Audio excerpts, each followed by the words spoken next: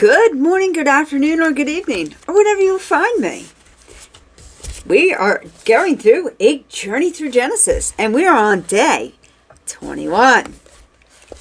The Lord dealt with Sarah as he had said, and the Lord did for Sarah as he had promised.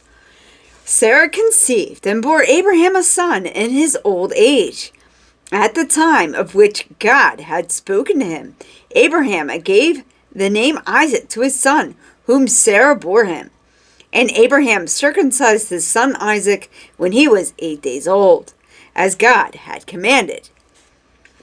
Abraham was 100 years old when his son Isaac was born to him. Now Sarah said, God has brought me laughter for me. Everyone who hears will laugh with me. And she said, who would ever have said to Abraham that Sarah would nurse children? Yet I have borne him a son in his old age.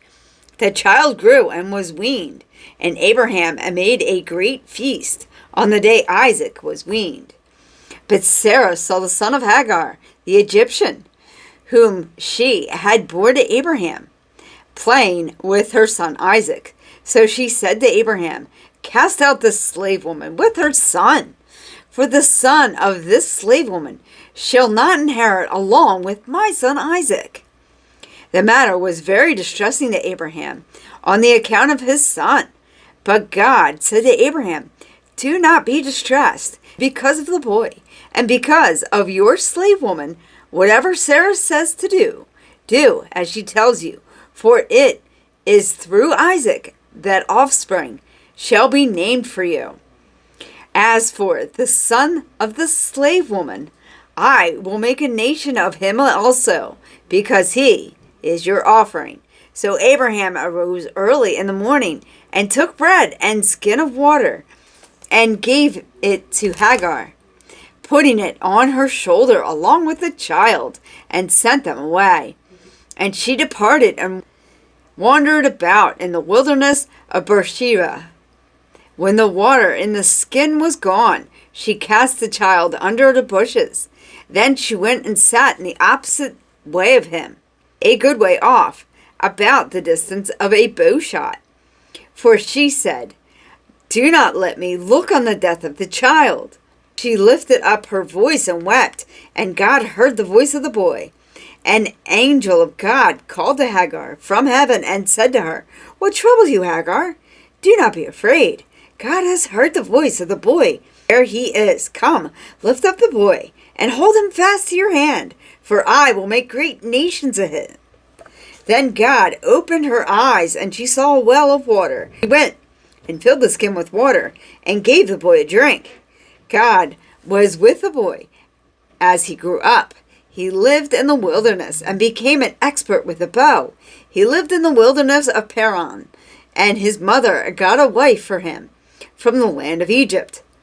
At the time, Elimelech, with Phintiol, the commander of his army, said to Abraham, God is with you in all you do. Now therefore swear to me by God that you will not deal falsely with me, or with my offspring, or with my prosperity. But I have dealt loyally with you, and you will deal with me, with the land where you have resided as an alien. And Abraham said, I swear it.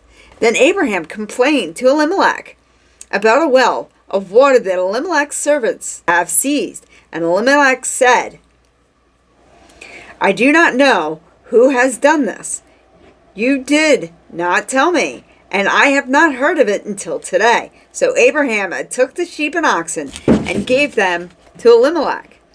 And the two men made a covenant. Abraham set apart 7 lambs of the flock. And Elimelech said to Abraham, what is the meaning of this 7 ewe lambs that you have set apart?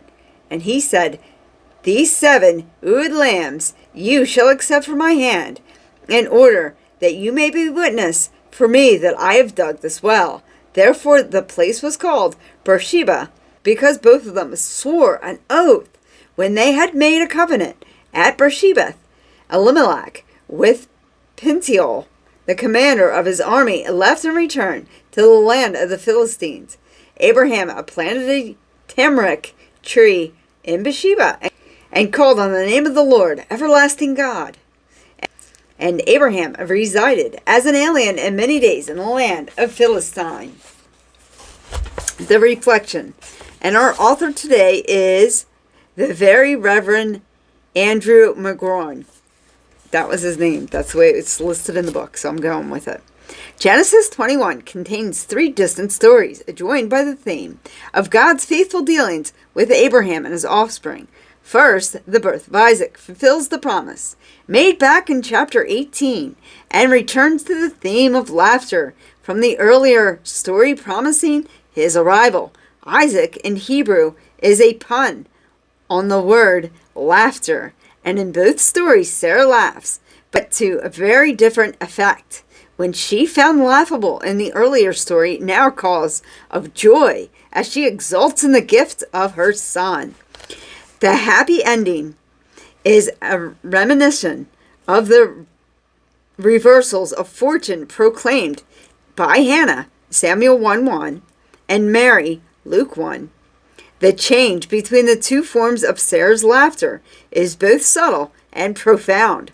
Laughter, of course, can be associated both with desertion and delight, and reminds us that faith isn't always about changing events or circumstances, but about how we receive and interpret that. In the second story, the complexity of Isaac's arrival is recalled, and another narrative is recapitulated. The slave Hagar, who has earlier become a proxy for Sarah, has now given birth to Abraham's first son, Ishmael, and again expelled from Abraham's community, now with her son, and this time for good.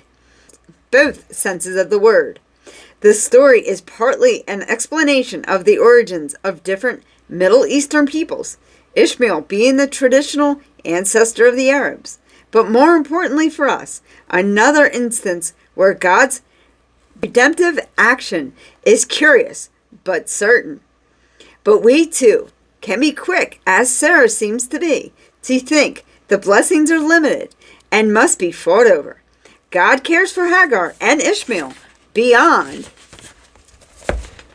Sarah's competitive spirit, and also past Abraham's feeble defense of this part of his family.